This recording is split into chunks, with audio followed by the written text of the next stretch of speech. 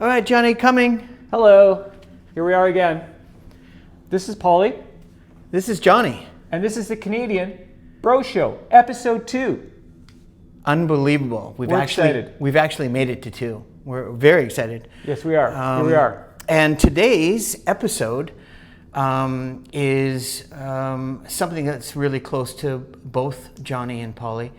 And, going back to the first episode, we've known each other since the early 70s.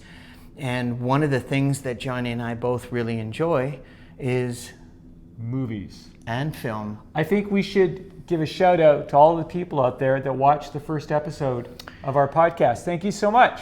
Well, I was actually going to do that at the end of the show, but that's okay because well, it's off the shelf now. No, and the thing is that is basically 6 days, 6.5 days from our episode 1, and very proud to say and excited that the first 6.5 days, Johnny, have been. The feedback has been It's been excellent. Very positive and very loving, and we really appreciate it. And the things that aren't loving and kind, we haven't heard yet, but I'm sure we will at some point. Never mind. To hell with them. when you're enjoying, the Canadian Bro Show, obviously we want you to subscribe, we want you to like, we want you to comment. We want your feedback. We want your feedback, and that's why commenting is important. We want to interact with you. Very much so. And we want you to ring the bell so that when we do another episode, that you will be able to know that episode is coming. And we can take criticism. It's fine, as long as it's constructive. Well, it doesn't really matter in this format. It doesn't matter what criticism you get, whether you like it or not. It's going to happen. Whether you want to answer it or not is another story. But today's episode won't be as long as the first one. The first one was introductory, and both Johnny and I just wanted to introduce us to the audience. And we've had, statistically, as Johnny mentioned, we've had over 110 viewings. We've had over 20 likes. I mean, even one would be amazing. But 110, as you say? Dude, take it when you get it. Yeah. You know what I'm saying? And so that was encouraging. It's been 6 days, so we really wanted to make something that was 30, 35 minutes and talk about sort of one item specifically and something that's we're both very fond of. And today's episode, the second episode of the Canadian Bro Show, is, as we mentioned briefly earlier, is cinema and film. Paul and I share a very deep passion for cinema. And when we were kids, and still to this day, we're huge movie nerds. I want to ask you, Paul, Sure. Do you remember the first movie you ever saw in a theater? I had a feeling you were going to ask me this question. Well, we have to start somewhere. So I would say the earliest film I ever saw in a theater, because I prepared for this. Okay. That's a great question, by the way. I'm excited, because I have no idea and it's what we talked say. about. We were up in our, we have another studio offset where we can prep for our show. And I knew Johnny was going to ask this, and I'm ready. And it's not even in, because we're talking about film and cinema, we're going to talk about our top 10 films just off the cuff for the most part. Right. This particular episode. And both of us will talk about each one and how that influences us. But getting back to Johnny's really good question, in a theater. Is my mom took me to the Varsity Grill. I'm not sure if my sister was with me because she was 2 years younger, and I think I was 6 years old, and it was James Bond. Okay. The original Sean Connery. Okay. And we went for our favorite Chinese restaurant before, which was located right next to the Varsity Grill in Point Grey on just off 10th Avenue. Okay. And the movie was movie theaters that you and I Goldfinger. grew up with. The Goldfinger Varsity was not a multiplex, right? No. The Varsity was a singular film, right. as was the Dunbar and the Hollywood. The Vogue.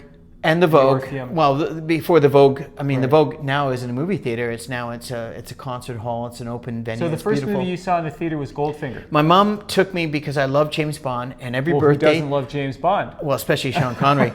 and so she, back in the day in West Vancouver across Lionsgate Bridge, for my birthdays from the time I was 5, 6, 7, 8, 9, probably every year, we would go to that restaurant that had the James Bond car. Nice.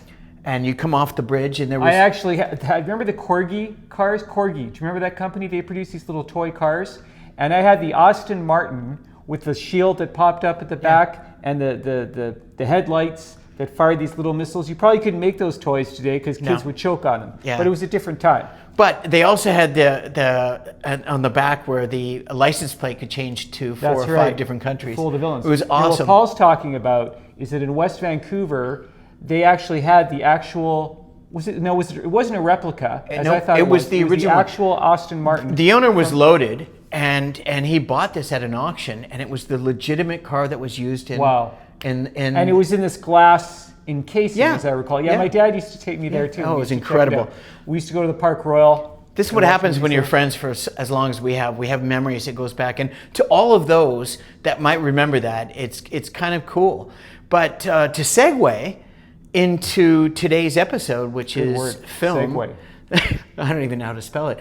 Is at the end of the day, I just wanted to say, Johnny, really proud of our first show. It was really well received. We've got some good. I felt that I was a little stiff, but now I feel like I'm a little bit more comfortable because that's how life works. You start something, and initially there are some jitters and there's some tension maybe because you're worried about how things are going to go. But then you keep doing it. It's like me with my writing, or when you started playing basketball when you were a young man. I don't imagine that you were a star player right out the gate. No. Right? It took practice, right? It takes practice, and you get better. And a funny thing happens when you do something over and over again. You get better at it, and when you get better at it, as I feel, at the risk of sounding a little bit self-aggrandizing about my writing, I like to think that I'm a better writer now than I was 5 years ago. Hey, Johnny, come on, cut me some slack. Come on. It gives you a feeling of self-confidence, and that is very motivating. So your first movie was Goldfinger. That was the one that I remember my mom, it was either that or Dr. No. I think Dr. No was a couple of years before. Okay. But this was we're talking early 70s, and we'd go and get Chinese, and I forgot the name, believe it or not, I can't believe it, Varsity Grill. Okay. It was the Chinese restaurant on 10th, and anyways, it was incredible. And my mom was just like, I was underage, so I had to have parental guidance, believe it or not, for James Bond in the early 70s. Sign you into the theater? No. This is a time in Vancouver. You must be this tall to enter this movie theater. I was basically probably 4 or 5, maybe 80 pounds. Who knows?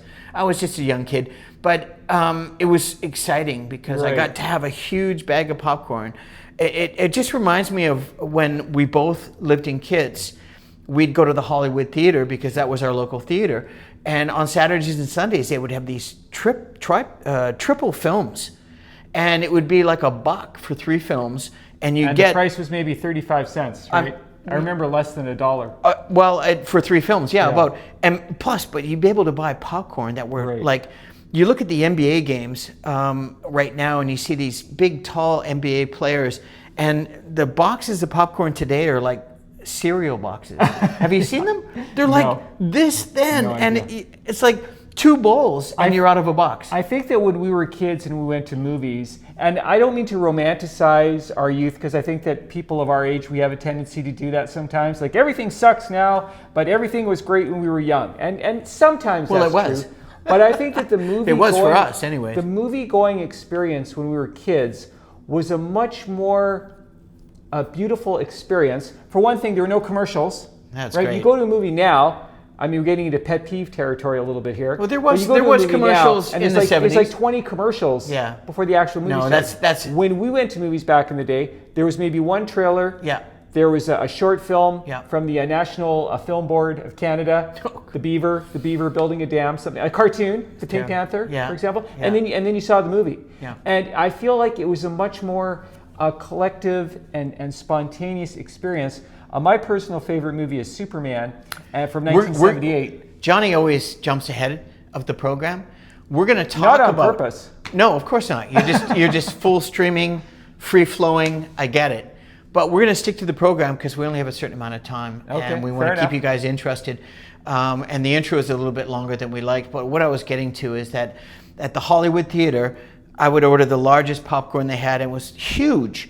and I made sure that I had extra money so I could get butter in 1/4, Wow. the next fourth, the next fourth, and then... Very methodical. Well, no, just I wanted it butter saturated. By the time I finished, I'd have to go to the washroom and wipe my hands, but that's what I enjoyed, you know, that and it was real butter back then. Real butter, and it was drawn butter and hot. Yeah. And faux butter. They used to give you the little, you know, the little eye about, oh, this guy wants it not once but 4 times. I mean, how much am I getting paid for this? But anyways, okay when you're a kid. Well, let's jump right into it. We love films. We loved the Hollywood, the Varsity, the Dunbar, the Capital 6, the Cornet, the Vogue. We could talk about all of them. But Johnny, let's start off with you. Yes, sir.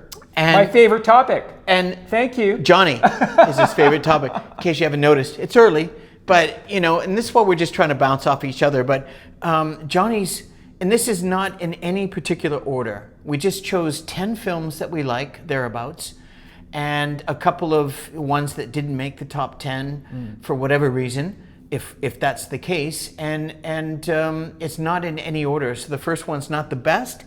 This is just free flowing. So your favorite film that you can remember and you want to talk about first is? I remember watching the original Star Wars in 1977 in the theater. It wasn't Episode 4. It wasn't A New Hope. It was just Star Wars. And as Paul and I talked about in our first episode, we grew up with a very deep love for comic books and stories about heroes and villains.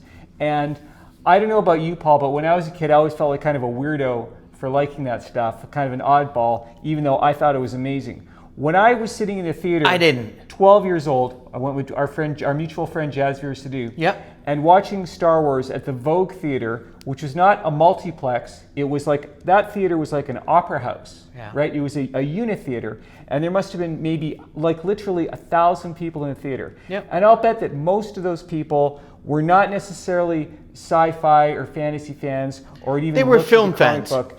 But when they reacted to the movie the way that I was reacting to it, which was basically my eyes not even closing because I just wanted to absorb every single frame, and my jaw was on the floor, it was a feeling of validation. It was a feeling of, gosh, I guess this thing that's this genre that I like, that I think is really cool, you know, it actually has some value. And I remember when the Millennium Falcon flew out of the sun, like almost at the final scene of the movie, you know, Luke Skywalker is about to destroy the Death Star and Darth Vader's on his tail. When Han Solo comes to his rescue, the audience just went insane. Like they were reacting as if what was happening on the screen was real. And again, I don't mean to romanticize my youth. But you I need feel to like romanticize. This is 1977. More genuine. So Johnny saw his in the Vogue, and I saw Star Wars at the Stanley. Oh, and the Stanley, in my opinion, was probably the best sound, because the Vogue was built as a live venue for music and theater. The Stanley was the absolute most superb movie theater. It was ever, the best. It had the 70 mil and the Dolby stereo and the balcony. Balcony seating. And it was. You almost wanted to dress up before going there. And right? it was, you know, it was Art Deco, like the Hollywood theater. So your first one is the original Star Wars. Oh, for sure. And the thing I love about that movie is nobody's related. You look at all the sequels and prequels that have come since then, and I've enjoyed them all. Like Paul and I saw Rise of Skywalker together. There's been 20 Star Wars films and series and offshoots. We cannot talk about that anymore. Thanks, Johnny, for your first one. That original movie. Can we move on? And now I'm biased. Well, we'll move on after this. No, let's move on. It's such a complete story. We got 35 minutes. It has a beginning. I'm almost done. It has a beginning, middle, and end. And it's such an emotionally uplifting ending. When Luke and Han are walking down the aisle, I'm putting him to sleep of all things, and they get the medals. That movie really, I feel, was one of the most inspirational experiences of my life. And I realized that it was then that I had for the first inkling that I wanted to be a part of this creative spirit, this creative vibe. Oh my goodness! I'm going to make my choice considerably more concise, and go with my first one. No, it's just we only have so much time. You know, you don't want to grind people into the concrete. Well, we're sharing. You're sharing. I'm listening. Oh, wow! Now this man is preparation with a capital P. Look at this. He's got a whole list here. I'm very organized and systematic. I can't help myself, and it looks like my mom tried to call me. I was wondering if that was going to happen during the live recording, if it shows up in the actual recording. My mom just tried to call me, and but now you know my mom's name if it does. So the Canadian Bro Show, episode 2, movies and film. I'm gonna go with back into the early memories. Going back to like James Bond time, and that was like 1969, I think. And then I'm going to go to the spaghetti westerns. I'm going to go to the western genre. Sergio Leone. Well, isn't this my time to say what mine is? I'm just interjecting. Good Lord. I'm adding color. Trying to get a color moment. Commentary. Trying to get a moment. I mean, there is times and places for color. I can take a hint. I don't think so. You're just rambling. I thought I was sensitive. No, I'm just trying to do a show. Hello? We're trying to keep people interested here. Let's move forward. So I'm going to go with Clint Eastwood because I met him in person. And it looks like someone's trying to call me again. Isn't that awesome? And that's another person. That's great. And it's nice to be loved. I'm going to go with The Good, Bad, and the Ugly with Clint Eastwood and Eli Wallach. And pardon me.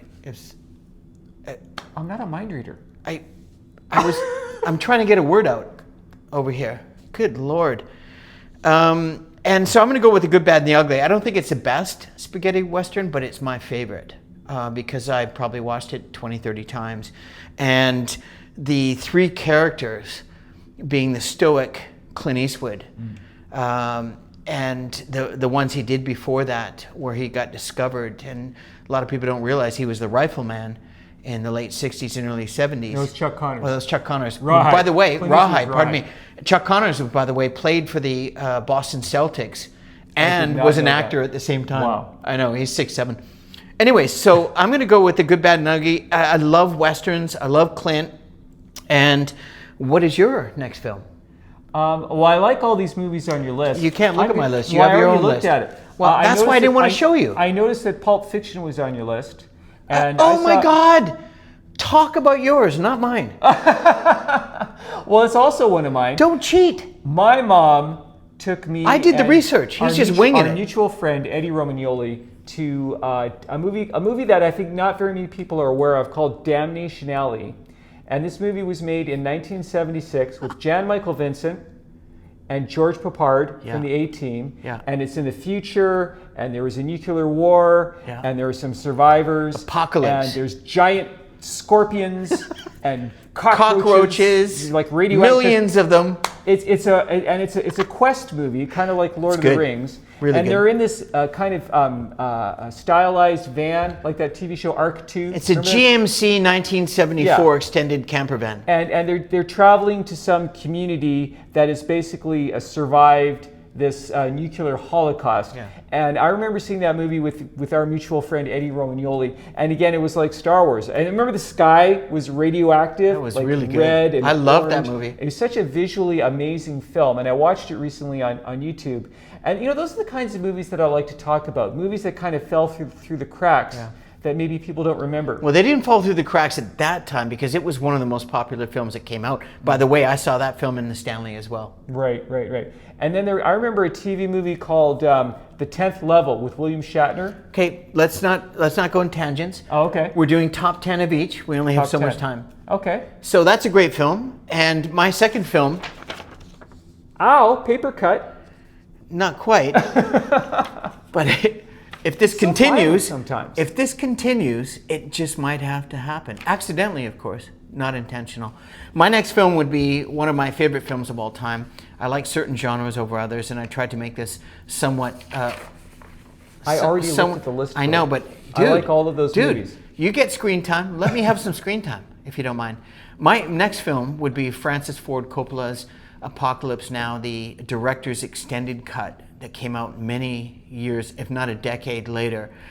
I think it's, for me, top 10, top 5 maybe, war film genres, even though it was the Vietnam.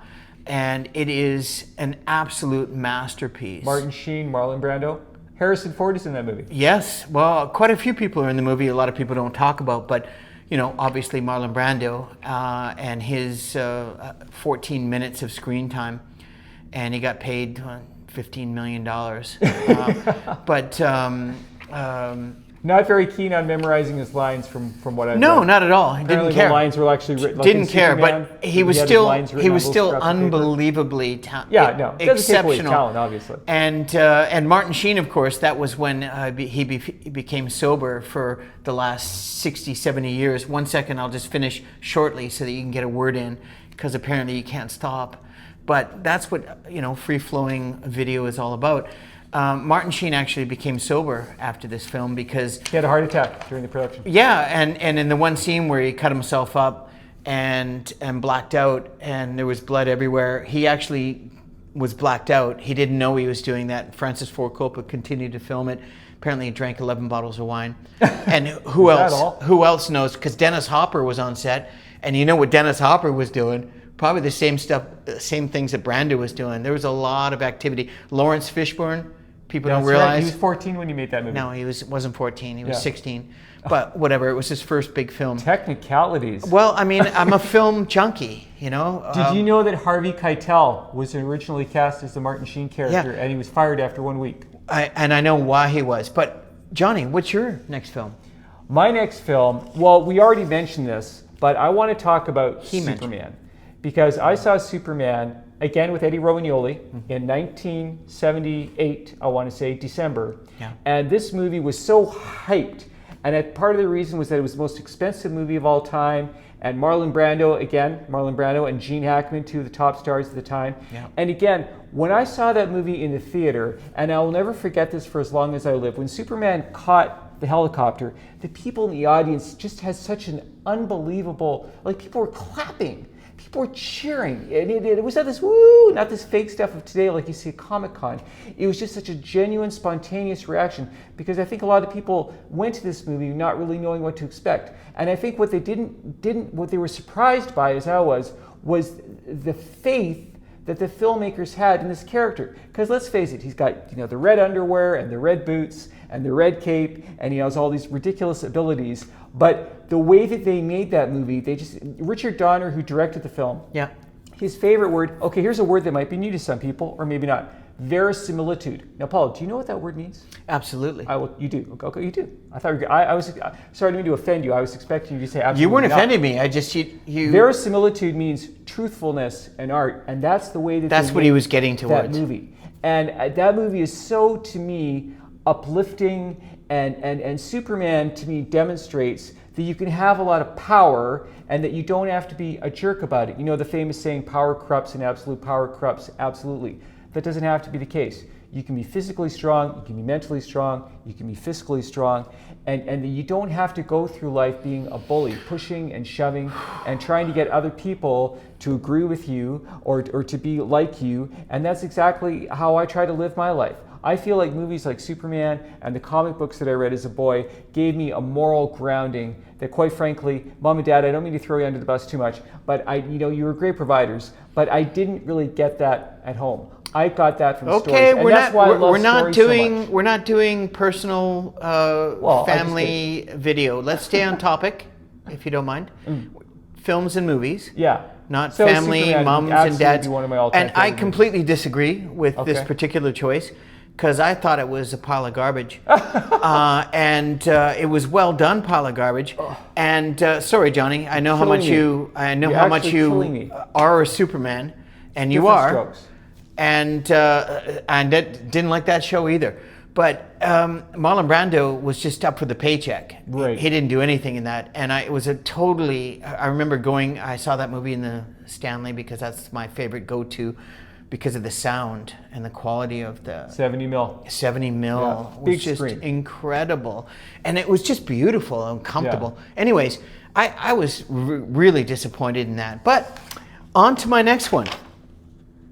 Oh, this one. Bring it on. So this is, I watched this movie. It came out when I was quite young, as a lot of my earlier films that in this, is the Lawrence of Arabia, the director cut, the extended director's cut, with my favorite actor at the time was Peter O'Toole. Thank you.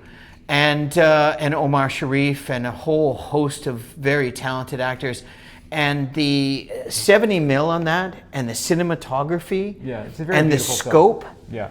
and Peter O'Toole, in my opinion, was the best actor in the world at that time. That was just my own. And there was almost another one of his films I almost put in, but maybe that's for another video, and that was The Lion of Winter. Oh, I haven't seen that one. Oh my God, Johnny! Okay.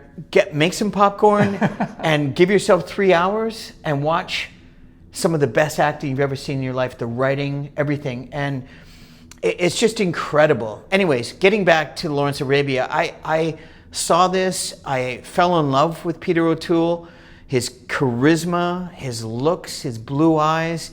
I mentioned this in the story, and it was just 3 hours, and it was, what a great way to kill 3 hours. And I've seen that probably dozens of times over the years, and so that would be my next one. And yours, Johnny, what would yours next one be? Okay, well, just off the top of my head, I want to talk about Star Trek. Top of his head, but not looking at my cheat sheet. My noggin. Well, I already did, and I agree with all your choices. That's what I'm worried about. Star Trek II: The Wrath of Khan.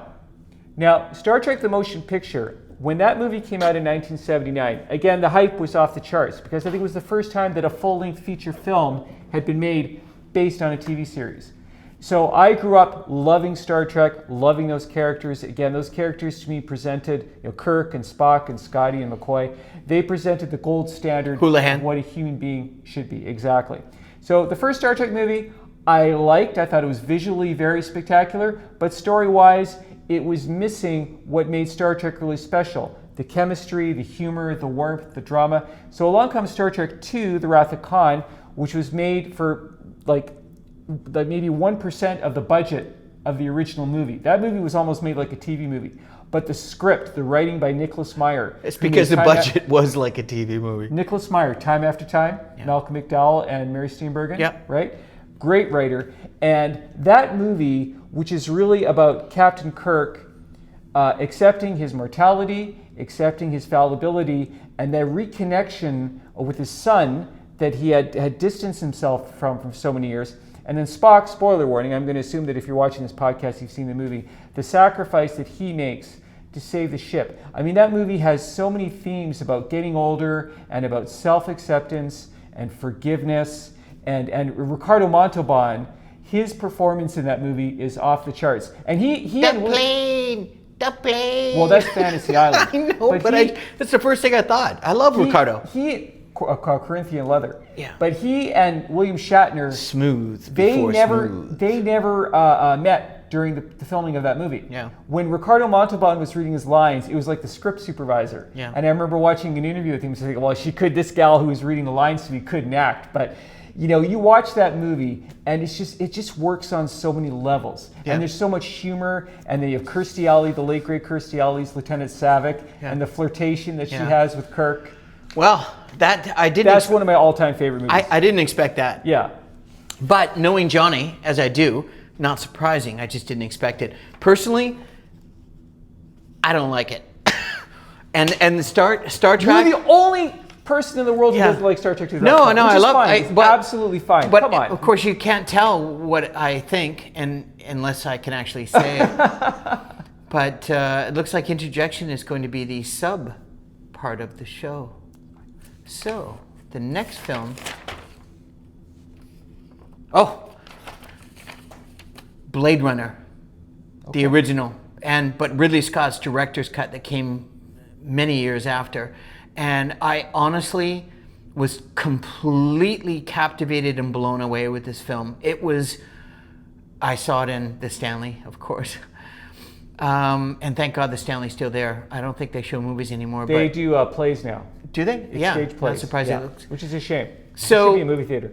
I would say that the original Blade Runner, young Harrison Ford, for me, Ridley Scott, I think, is if we're doing a video at some point in the future about the best directors in film, his resume of film is extraordinary. But this Gladiator. This film's 30, 35 years ago, if not more. And when I first saw it, I was blown away I love science fiction, and I was blown away by the scale and the grand the technology and the cinematography and the music and the score and the writing and the actors. It was unbelievable, yes. But for me, everyone was great in it, but Rutger Hauer as the assassin, Roy Batty is dying, and Daryl Hannah, and it was just, honestly, that is my top 10 science fiction film of all time. I get Blade Runner. It's not one of my all-time favorite movies. Yeah. But I love that monologue that Rutger Hauer. He likes Star Trek. Star Trek to Blade Runner. My mom took me to see Blade Runner, and so I was based on the trailer, I was expecting it to have more action. I wasn't expecting such a noir. Like, I wanted to see car chase. I was flying cars. That didn't happen. But I love that monologue that Rutger Hauer at the end, right before, spoiler warning, he dies, where he says, I've lived more in 4 years than most people do live in however long they live. His performance was up for a supporting Academy Award. I can't remember if he actually won it, but it is one of the best monologue soliloquies I've ever watched. Did you see the sequel? They made another one. Yeah, I did. You haven't seen it? It was very good, but nowhere near. Yeah. I mean, the problem with having to do something as special as that on such a grand scale is almost impossible. But honestly, they did a pretty good job. I liked it. I actually saw it the second time. Did Ridley Scott direct it? I don't think so. Yeah. He produced it, maybe. I think, he executive produced it. Okay. But he brought in his own. So who's your next, Johnny? Okay, I'm going to go with Alien. Another Ridley Scott film. Yep. Now, I'm not the world's biggest horror guy, but I am a sci-fi guy. And I remember my mom took me to see Alien, and I probably watched half of it through my fingers. Do you remember the scene where John Hurt, they're eating dinner around the table? And one of the most iconic scenes in the film. Yeah, and he starts coughing, and the alien that is impregnated explodes through his chest cavity. Holy moly! Everyone's eating dinner. That is one of the most intense scenes in the history of film. And John Hurt, have you ever seen an actor who looks 120 years old, who was only 45 at the time? Yeah, some people look old when they're young. 4-pack a day. And a drinker. Yeah. Great film. So that is a great film. Great film. And then, of course, they made a sequel many years later, written and directed Let's not talk about the Cameron, sequels. Aliens. Let's just talk about Alien. And you want to talk about the first Alien? Just the one you recommended, because we have content. We have more to deal with. Let's keep this fresh. Let's keep it moving. Yeah. I agree. One of my favorite films of all time, one of my favorite series, and I've seen all of the sub-series that have grown from it. So fantastic. I was probably, I want to say 13 years old when I saw the movie. And I'm going to word this very carefully, but do you remember the scene where Sigourney Weaver, she strips down? Oh my goodness! This is, pardon me. It was very cold in the set, and this is a family show. It is a family show. So let's just move on to. But I'm just sharing. Let's just move on to my next choice, shall we? Because we got to keep it moving. Anyway, Alien. So great movie. Yeah, fantastic, and. Invasion of the Body Snatchers. It's my turn. You'll notice if you watch, please watch our Canadian Bro Show. Interjection is, my goodness, and almost stone cold sober. If this what coffee does to a person, I'm off it. I'm sticking to tea. My next film, and I was going to say my next film, but he already said. So I'm going to go to my backup for my next one, and that would be Quentin Tarantino is one of my favorite directors. We'll do the director thing later in a different video, but this particular film, and he's made films that some might argue not as good. And let me just, I don't know what's going on here, but somebody's trying to call me. Oh my God. Popular guy. No, I just, I'm not even sure if the camera's He's in demand. But I would say my next favorite film is Pulp Fiction. A masterpiece. Yes. An absolute masterpiece. Everything I like about films, it's gratuitous, it's violent, it's sickening, it's demented, it's extremely well written. Yes. The acting is unbelievably A+ on so many different levels. And it respects the intelligence of the audience, I feel, because it jumps around in time and doesn't explain. It's a masterpiece. It doesn't need to, because it's a masterpiece. And really, the writing and the acting and how he progressed through if you haven't seen it or you haven't seen it recently, watch it again and watch I believe there's an extended cut that he put out. I'm not sure. I would say that, I've probably seen a couple dozen, like I've mentioned all these films. I've seen them many, many times. Same here. I haven't seen this particular film in probably a decade, so I've been waiting for that opportunity. But that's, honestly, if you haven't seen it or if you haven't seen it in a long time, watch it. Unbelievable. Pulp Fiction. Yeah, I saw that movie in 1994. And again, I just remember watching it with a huge group of people and just the reaction, because so many movies are kind of generic or cookie cutter, or that, Quentin Not Tarantino, Pulp Fiction. and his story is really amazing because if I'm telling the story correctly, I want to be respectful, he actually dropped out of high school when he was, I think, in grade 9, and he worked in a video store for 10 years, and he watched every single movie, and he started It sounds like us. The reason that Pulp Fiction, his first movie was Reservoir Dogs, and the reason that movie that got wasn't made, the first one he had wrote written. and directed. Yeah, no, his first film that he wrote was True Romance, actually. True Romance. That's right. That was the first. Another sale. incredible film. Yeah, that was the first sale. Well, that's when he finally sold that after a couple of attempts. That's what really he got the cake. I to watched build. An interview with him on the Pulp Fiction DVD, and he was taking an acting class, and he had written Reservoir Dogs, and one of his acting partners was Harvey Keitel's wife. Yeah. And so, again, it's all about connecting and networking, meeting people, reaching out. So he gave a script. Which is why we're trying to do the Canadian Bro Show, because we want to talk about Canadians that have been successful, that are on the precipice of being successful, that have an opportunity to showcase their talents and be able to somehow market them and help and facilitate. Right. And this is what we're trying to do. But at the end of the day, So I just want to finish. I just want to finish the story. So Harvey Keitel, time is money, liked the script, and that's how Reservoir Dogs got made. And he just wanted to be producer. He wanted to co-produce. And you notice how many films that Keitel's been in Tarantino films. You notice how he hires the same actors a lot of the time. But anyways, Johnny, what is your next choice? I'm going to go with Terminator, another James Cameron film. The original? The original Terminator, 1984, Michael Biehn.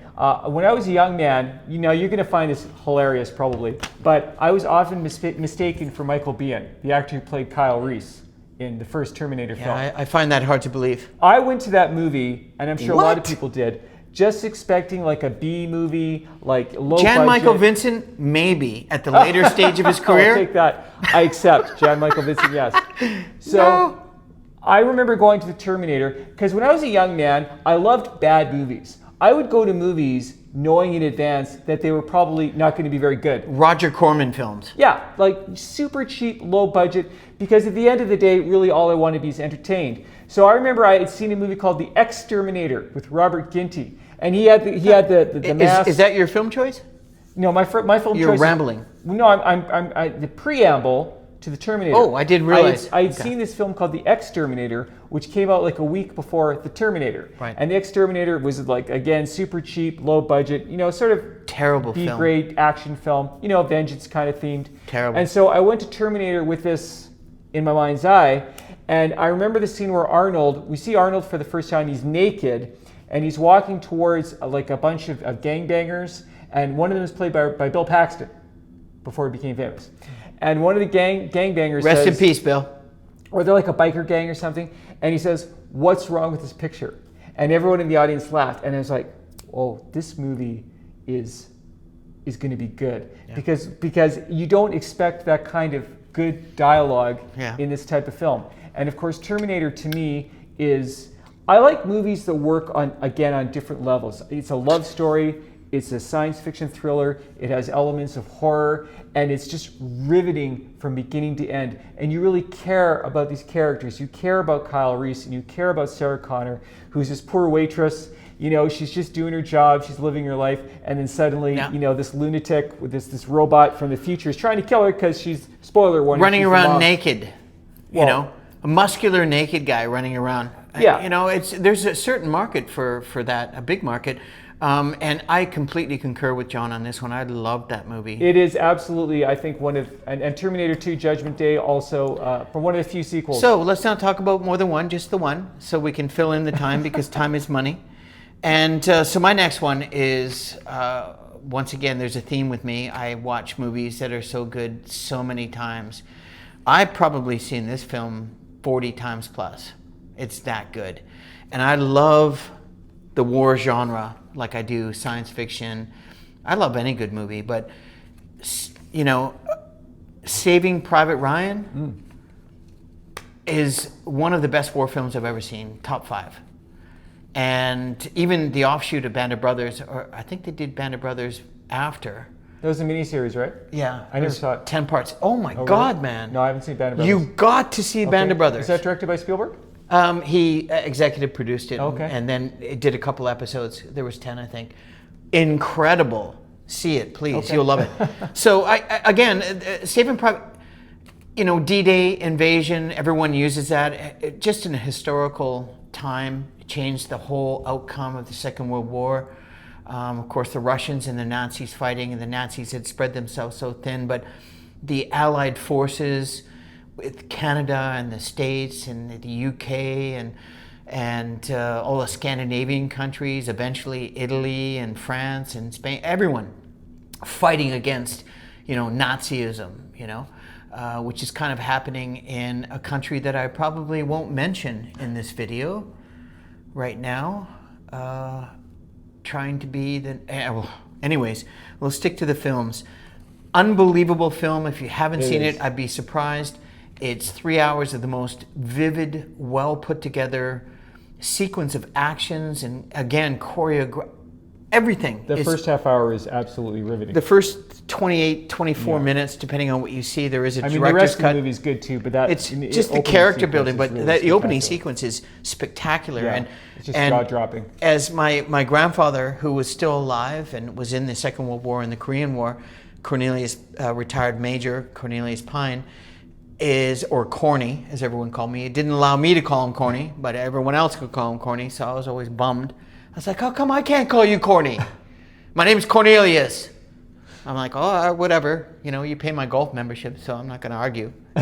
You know, I get a Coke, I get a Pepsi for free when I sign off, when I play at the Marine. Anyways, so I would say that that one. And your next one?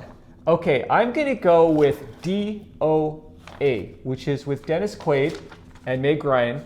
And it's about a university professor who is a best-selling author, but he gave up on his dream of being a best-selling author. And he's kind of depressed, and his wife has left him.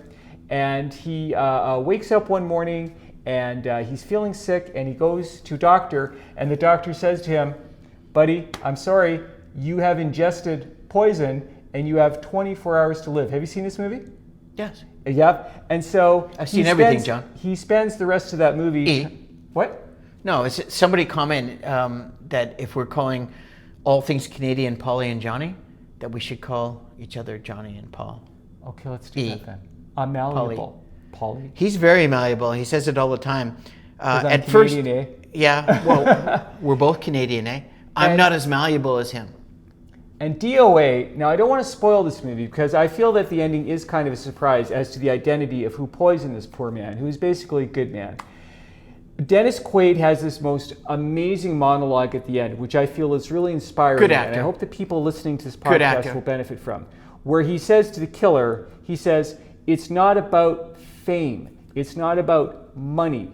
It's about the work. It's about the doing. It's about being in the trenches. It's about being a player in the game of life versus being a bench warmer. And that's what I've discovered about myself since 2019, when I became a self-published author.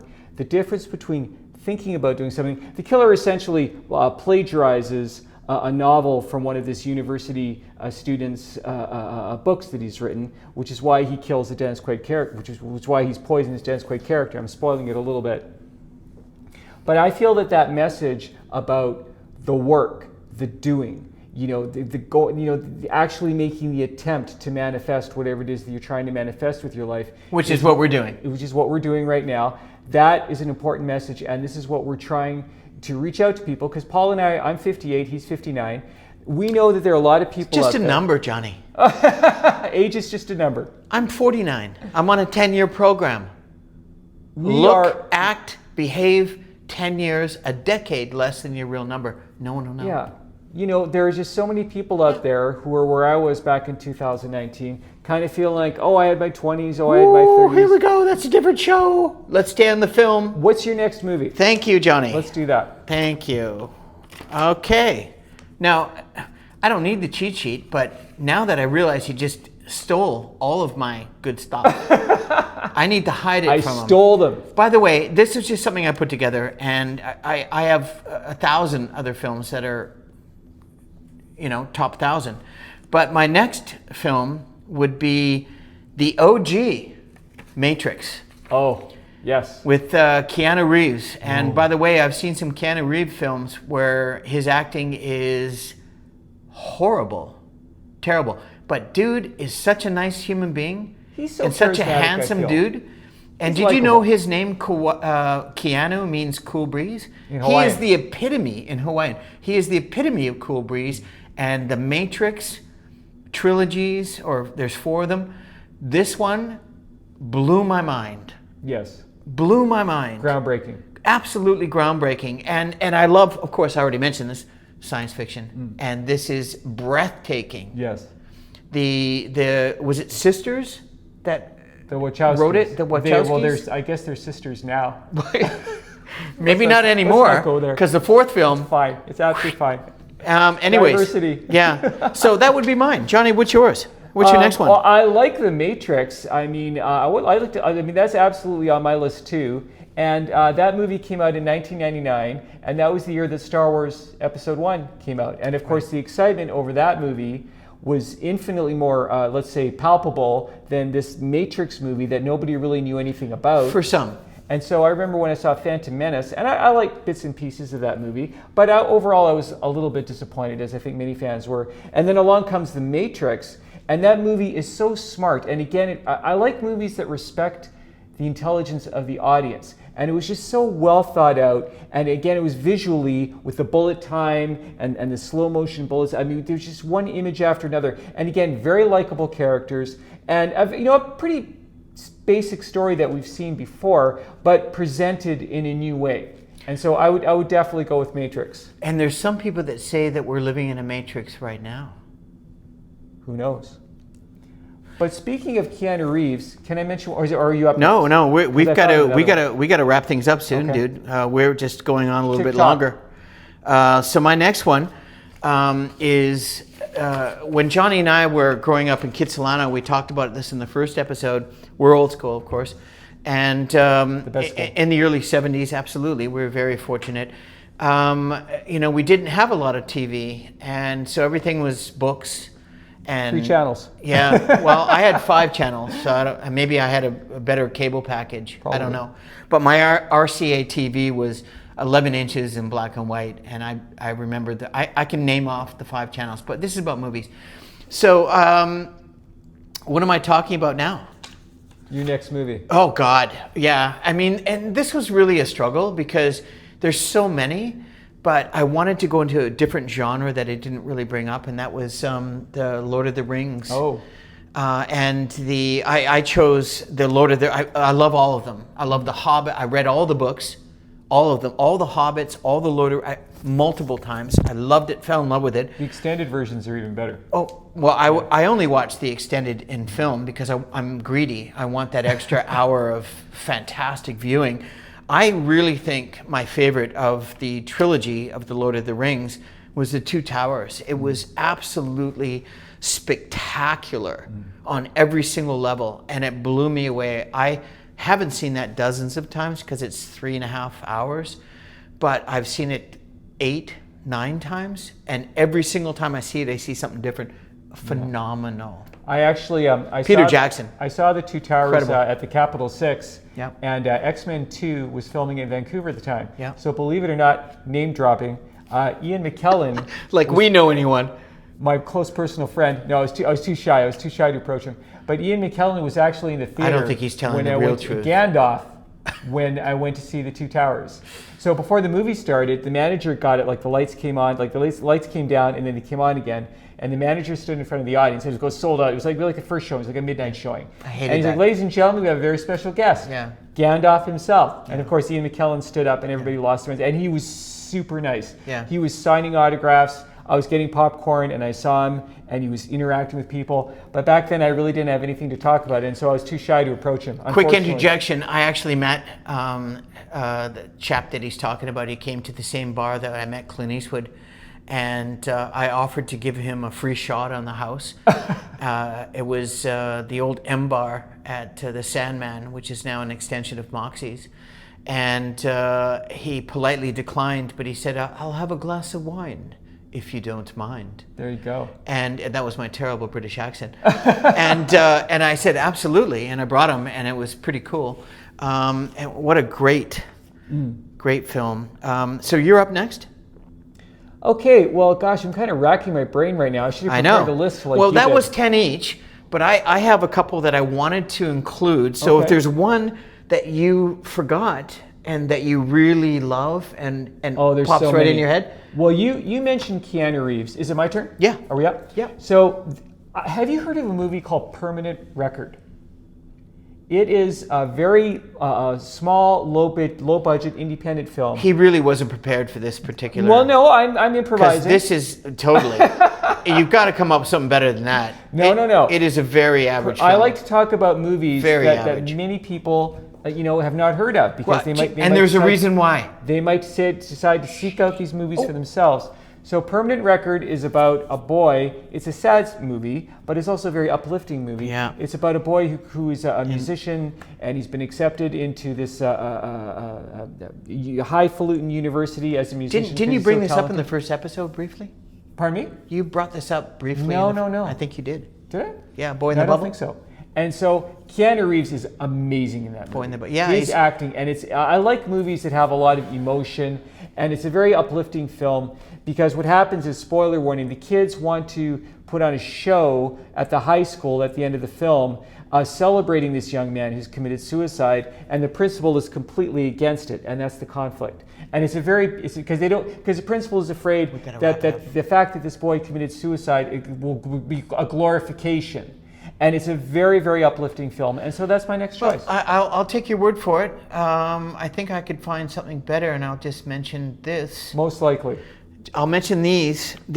I was trying to find something and there's one film that to this day scared the crap out of me. And I don't get scared easy. And it's a horror film. And it's by one of my favorite authors, Stephen King, called The Shining. Oh, of course. And I literally I almost couldn't get through the entire episode the first time. It scared the crap out of me. It was so stylized. It was so well written. I love Stephen King. A lot of he's a very talented, prolific writer, like what John is and could be at a higher level once we find him a literary agent. Literary agents. Want to ring that bell? Johnny's way is the highway to success. I just want to share. Thank The you. Shining, Jack Nicholson. Shelley Duvall. Shelley Duvall was exceptional. Yeah, it's just, to this day, the hair on the back of my neck stands up, even though I think the hair on the back of my neck might have fallen off because I think I'm a lot older than I used to be. You got more hair than I do. I used to have hair on my legs, and they're gone. I don't know what happened. Maybe it's because I used to wear high socks. I don't know. Anyways, I just wanted to finish up. Johnny, we're at like 50 plus minutes again. Obviously, we have a lot to say, and we love to talk. Now? Yeah, I think we should wrap it up. It's been really good. It's been very informative. I just wanted, before we wrap it up, Johnny and I, we're both prolific readers. Yes. And writers, certainly more than myself with writing, but I have written all my life. And Johnny, what is the book you'd like to show us today? So this is Total Empire by A.J. Tata. And I like movies. I like novels about the military and terrorism and men and women putting their lives on the line. These are the kinds of stories that I'm attracted to. And so I've got 5 or 6 other books going right now. I'm also reading Sherlock Holmes by Sir Conan Doyle. And the book that I gave him as a gift? Story, Robert McKee.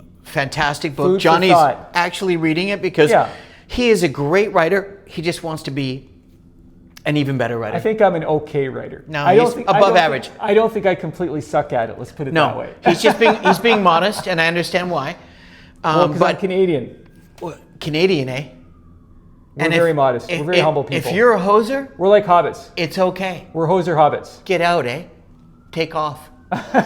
No, actually don't. Do the opposite. Stay with us. So I'm going to a little spiritual journey here. And I will go with the first of two, The Celestine Prophecy by James Redfield. A nice bit of fluff. I think really the perfect length for a quick book. It's nonfiction, right? Yeah. Well, it's very subjective, and it's based on a lot of spiritual stuff. And it's just really nice. If you're going to the beach for 3-4 hours and you want a quick read and you want something that's going to catch you a little bit off guard and might find it interesting, it's really well put together. I do really enjoy this one and The 10th Insight, which is the next one. And I've read this many times. The one that I want to get into, I haven't read, is Deepak Chopra. And it's The Path to Love, renewing the power of spirit in your life. I cannot wait to get into this because ever since I found Buddhism and Taoism and a lot of really positive, loving, kind, my faith in Amma. I'll get into Amma when This is a very kind man. This is a do unto others. This man treats everyone the way that he likes to be treated, which is a good way to go through life. I really try to. I do too. I like to think my wife might argue against that comment occasionally, but after 25 years, come on, she knows everything. Yeah. Anyways. Well, at the end of the day, none of us are angels, but some of us try a little bit harder, I feel. No, but we're all surrounded by angels, and we all have angels. So my angel today on episode 2 of the Canadian Bro Show is my partner in crime, Johnny. Reciprocated. I'm Pauly. I'm Johnny. We're extremely happy and very fortunate to be able to have this opportunity to share our experiences. Thank you so much for watching. And have you enjoy and share our experiences as well. And we're very excited about the channel. It's growing, and we look forward to doing episode 3 soon. I'm going to be leaving for Kelowna for a few weeks, and Johnny will be in Vancouver, and we're gonna figure things out. And I am probably going to do a podcast on basketball solely, just because it's just flowing through my veins, my soul, my spirit. I'm a hoop junkie. And I will be doing a podcast YouTube channel called Hoop Junkie at some point in the near future. But I wanted to add that because we're talking about sports. And Johnny wants to talk about sports, and we are going to talk about sports. And we might add a clip into the end of that to talk about most of the talking, because what I know about sports could fill the eye of a needle. Right, which is why I want to do it. But because Johnny is... Except for movies about sports. Johnny and I, we both might be older adults, but we both work out every day. Yes. And we both take care of ourselves. We really watch. Strong like bull. Yeah, and he's ripped. And, we might be able to show some. He's got, look, in the links, I'm going to put down, Johnny's got a podcast. The Johnny's Way podcast. Right? And he's got a bunch of others. We're going to add that to the YouTube channel. And I want to do a shameless plug as well and talk about real estate. You have your website too, paulbale.com. I am, well, right? paulbale.com was my first one. It's really old. My new one, if you don't mind me shamelessly plugging myself. Shameless. Not at all. Is www.vancityurbanliving.ca. And essentially it's my pride and joy. I put 5 years into this, and I'm very proud of it. And if anybody's interested in real estate in British Columbia as an investment, or you have questions, or even questions about this show or the last show or future shows or comments. We want to hear from you. We want you 100%. to, below the subscribe button, just take a moment to hit it and leave a comment. Yeah. And say hi. And we welcome any and all. We're very excited about the start of this channel, and we look forward to bringing you episode 3 sooner than later. We're looking forward to having guests on the podcast too. Johnny, right? Thank you very much for joining us. And thank you. We'll see you next episode 3 sooner than later. To be continued. Take care. Ellipses. Bye. And don't forget, God loves you. God does love you, whether you know it or not.